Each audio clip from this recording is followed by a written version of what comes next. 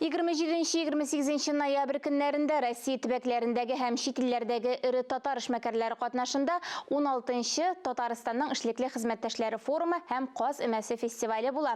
Бу хакта тулырак алдагы язмада.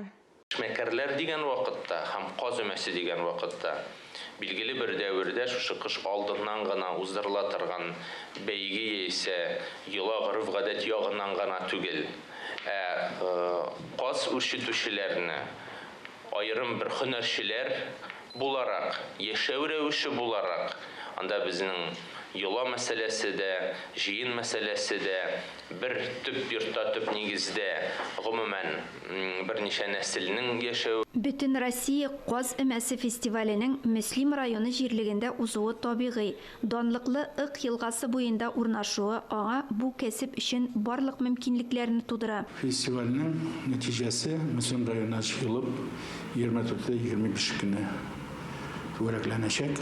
Анда Каз өмәсе Ык елгасында иң күп татар авыллары урнашкан.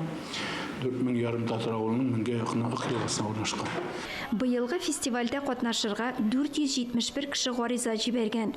Алар арасында Татарстан һәм Башкортстаннан тыш Омск, Пенза, Свердловск кебек өлкәләр бар. Шулар арасыннан 33 җиңүче сайлап алынган. Бу инде безнең фестиваль башта бәйге формасында үткәрелә 7 номинация буенча. Без инде төрле төбәкләргә өләшеп, алардан эшләр җыябыз. 7 номинация, аның номинацияләре бик кызык. Анда төрле эшләр, татар халык ашларын күтәрүдә, татар халык инде каз эшләнмәләрен, каз җоннары кергән, каз итләре кергән, гомумән казга кагылышлы бөтен нәрсә монда килә. Каз белән татарның тормыш юлы һәр вакыт бергә үрелеп бара. Каз өмәсендә матур йола күрсәтү белән бер рәттән халкыбызның отышлы кәсепләрен торгызу, татар авылларын саклап калу, киләчәктә татар казы брендын булдыруда күзаллана. Ләлә Зайнуллина, Ирек Хамидуллин, Татарстан яңалыклары.